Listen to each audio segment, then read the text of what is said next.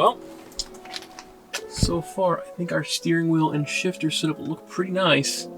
But man, we got to do something about these door panels. And I got the answer right here. We've got some OEM black door cards. Picked these up from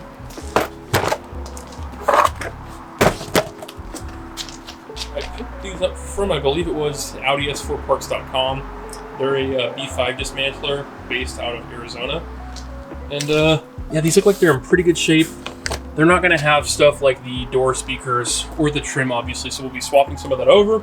But I really think getting rid of that dingy white leather in exchange for these clean black ones will make that car look a lot nicer inside.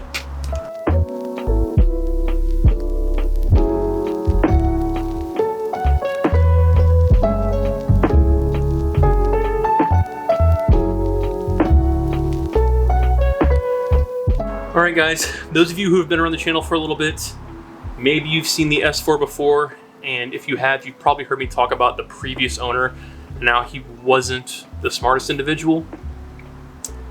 Well, as I tore into these door panels, it became even more apparent that he should not be anywhere near tools whatsoever. Take a look at this. If you ever want to be sure that somebody shouldn't touch a car, look at their audio work, just for starters. In here, we've got the replaced door speaker, right? We've got an Infinity reference door speaker. This is fine. It's not the right size. You can see that he used some deck screws to just kind of drill it into the factory Bose housing, which is great. Fortunately, this can still be salvaged. It's not too torn up. And then he left this rubber surround in the way, so now it's got a torn cone. I'm not sure how well you guys can see this, but the cone is torn right there. Sweet. Then we get into the wiring. So I found this, what looks to be a component amplifier, or maybe like a bass blocker of some sort. And then we look at this. He did the old twist and tape with his wires. So you can just do that with them. Isn't that great? So I went ahead and ordered some new speakers from Crutchfield. They'll size them properly. They'll make sure that they are the proper fit for your type of stereo and whatever the factory components would have been in your car. So I'm getting like some PowerBass 2 ohm, like 100 watt door speakers, whatever. They'll be fine. They're gonna be made to fit this door panel, and I've just gotta try to clean up this guy's mess and make it look somewhat nicer. So it's just something else I've gotta work on, I've gotta add to the project. But for starters, I wanna try to swap over these little speaker grates because the ones that came with the car are Bose and the ones that are on the new door panels are non-Bose. And I'd like to keep the logos on there if I can, just because it's what came on the car and they look nicer. So we're gonna go ahead and get my plastic welder, start heating up these joints and pushing that speaker grill out, and then we'll swap it over.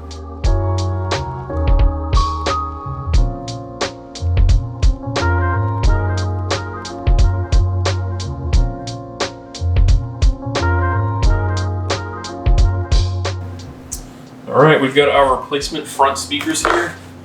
These are the OE400 from PowerBass. These look pretty nice. One of the things they did was a pressure treated cone, so it's not paper like the factory Bose ones. So it should last a lot longer and be a little bit more durable. 2 ohm, 40 watts RMS. Should work perfectly fine with our factory stereo. And let's just compare to what we had in the car there.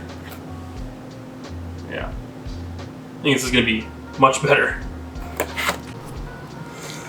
Okay, so we got the old Infinity junk pulled out of there. You can see how the new PowerBass speaker fits directly in the factory Bose housing. And where before the cone was falling underneath this rubber, which is what made it break, now it goes perfectly around it like it's supposed to. Let's get this dropped in the door. I've got a door speaker that belongs in here. You can see just how much better the fit is on this. Get you guys a look in here. I know it's a little dark.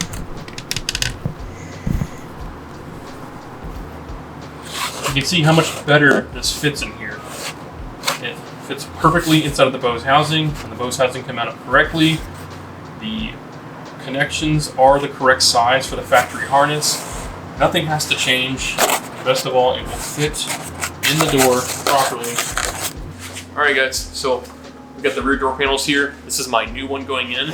These are black leather, and they've actually already got the Bose speaker grill, so I don't need to swap anything out. Now onto the audio setup in these doors. This is what I pulled out. This is an Infinity Kappa, like 5 1/4 inch, and it is already blown. The cone is torn on here, and it was drilled in with self-tappers. Just very, very sloppy job. They didn't sound good, of course, because that cone is torn on the surround. They just rattled like crazy. So I hit up Crutchfield to talk to them about options for the rear door speaker, and what they told me is because I have the Bose head unit, I have to stay around 2 ohms, potentially 3 ohm is another option, but ideally stay with 2 ohm. And the only options they had were like some JBL series speakers that were 3.5 inches. And I said, okay, well, the factory speaker is a 6 inch, and I know it is because I've got one right here. This is out of my blue S4. This is the factory Bose 6 inch speaker for the rear doors. And they said, well, you know, it's due to like the mounting depth, and there's not a lot of good options for 2 ohm speakers. So I decided to take it upon myself just to take some measurements, to look at the PowerBass catalog and see what might fit. So I came across their 6.75 inch OE series. It's a 6.75 inch 2 ohm speaker, 60 watt RMS. And I got them a couple days ago in the mail, and I've actually got one in the door right here, just so you can see how well this mounts up. This is in the exact same spot it would be from factory, and it's a perfect fit. So I might email Crutchfield and let them know, like, hey, anybody who's got these S4s, this is a speaker they could use. Now once I get in the car, get it all hooked up, we'll know for sure that it's fine. I don't foresee the speaker depth being an issue. I actually got a picture here of what it looked like side by side with this Bose speaker, and everything looks good. So we're gonna get these door panels started in the car, and then last but not least, I've got a Bluetooth adapter. Now normally I just roll old school, and I've got the cigarette lighter plug-in Bluetooth adapter like many of you probably do.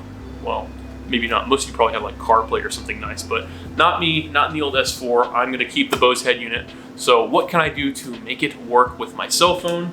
I've got this guy. This is the Crux vehicle interface. This part number itself is BTS VW1. On the back here it says, will fit S4, my year model. Perfect, that's gonna be great. So all we have to do is pull the stereo out. This is gonna plug in the same spot where the factory 6-disc CD changer goes in the rear. I'm not using that, I don't listen to CDs in my car. This will be the best option, and my Bluetooth function will work through the CD function on the stereo. Nice, fully integrated, nothing extra, no cigarette lighter, seamless integration, and it should work great. All right, and last but not least, to round out our factory stereo upgrade, we've got an amp from a D2 S8. These were the mid-90s S8s. The part number is right here if you need it. And these can be picked up pretty cheap from any kind of parts dismantlers or secondhand on Facebook. Anywhere from like 50 to 100 bucks for one of these. If you're paying more than that, you're kind of getting ripped off. But yeah, it's supposed to be a good upgrade. The factory amp is 80 watts. These are 200, so a decent upgrade. And these came from cars with Bose stereos, so they plug right into our Bose factory amp spot. Okay, so on to the last part of our audio. Whew. Can you see me? Woo! Okay, on to the last part of our audio system overhaul.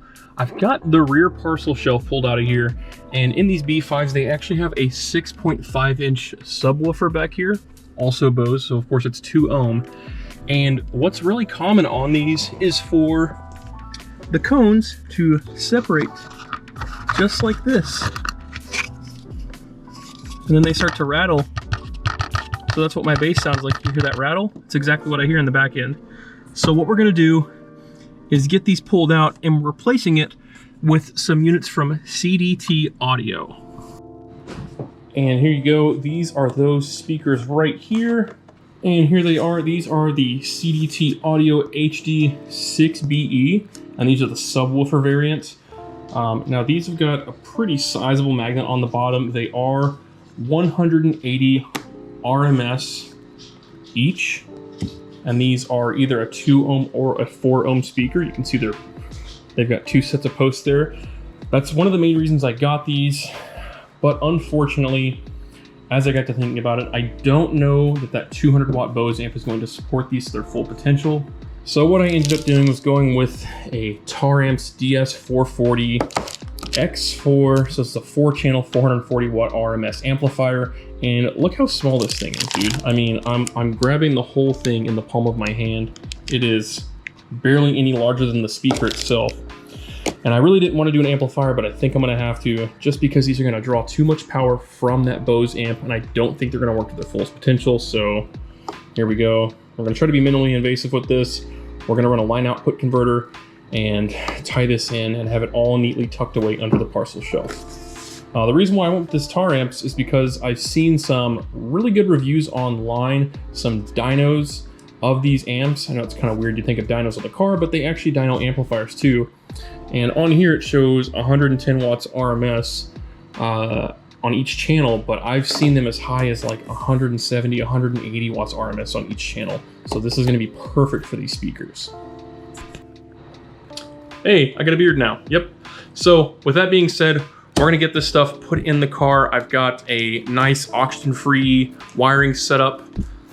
If you're curious why that's important, don't ask me. I know oxygen-free copper is the best kind of wiring to get, and we went to CT Sounds to pick up theirs. So that's gonna help us get the best quality sound and the least voltage drop back to the amp as possible. So without further ado, let's go ahead and get these things dropped in there. All right, well, we've pretty much got the audio system wrapped up. I'm gonna show you what I did for the rear subwoofers here. Now, again, these are a 6.5 inch or 6.7 inch according to CDT Audio, and they do advertise these as a subwoofer. Now I ran those directly down into where the CD changer would have been, and this is my Taramps DS440X4. This is a 4-channel amplifier. I'm running this in a dual bridge setup right now. So I've got both channels bridged, so at max they'll do about 200 or 220. Obviously I'm running these with the gain turned way down, so they're probably only getting like 50 or 60 watts, and I'll explain why that is here in a second. But as far as where I tied in these RCAs, after looking at the diagrams, I found the preamp wires, which are pins 7 and 8, I believe, on this wiring harness. So those are the rear left and rear right speakers as they go into the amp before they're filtered through the Bose amp. So that was important because I didn't want to have a sound that had already been messed with by one amplifier going to another one. And normally on a regular system, these would be a high level input, meaning they're 12 volts. Well, there's some differences there, but basically high level inputs, they're not grounded like a normal speakers where you have a positive and negative. There's just 2 positives here, and they share a common ground, which is the brown wire in this harness, pin number 6. But because these are 5 volts, I measured the signal with the stereo on.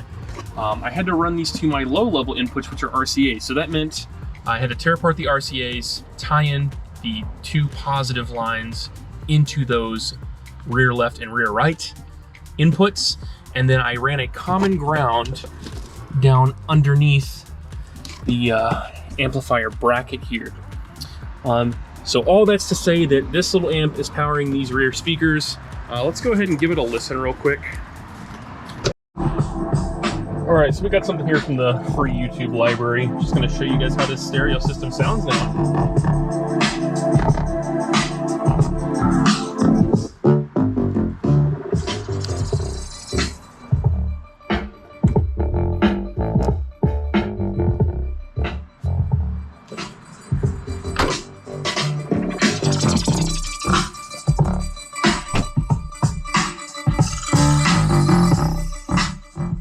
Unfortunately, you probably need headphones to pick this up very well, but man, the bass is coming through very well. It's nice and punchy.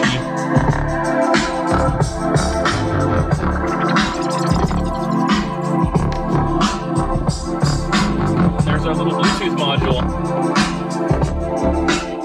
So everything from our phone is going through this guy right here.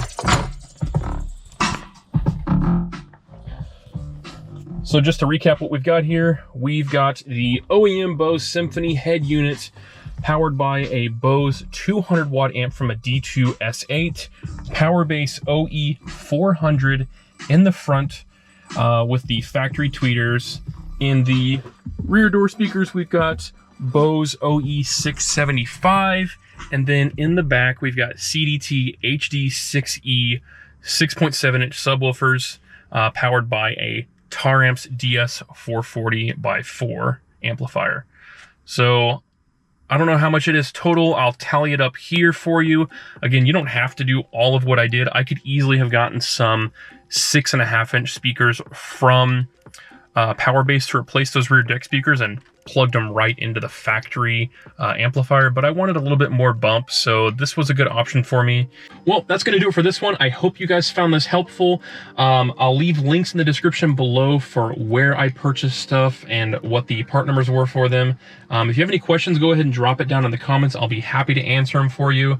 And those of you that are going to Alpine Volksfair in Helen, maybe I'll see you around. Come check out the stereo system that I did in the car and let me know what you think. But until then, thanks for tuning in. Thanks for being a subscriber. Let us know what you think in the comments, and we'll see you around next time. Peace.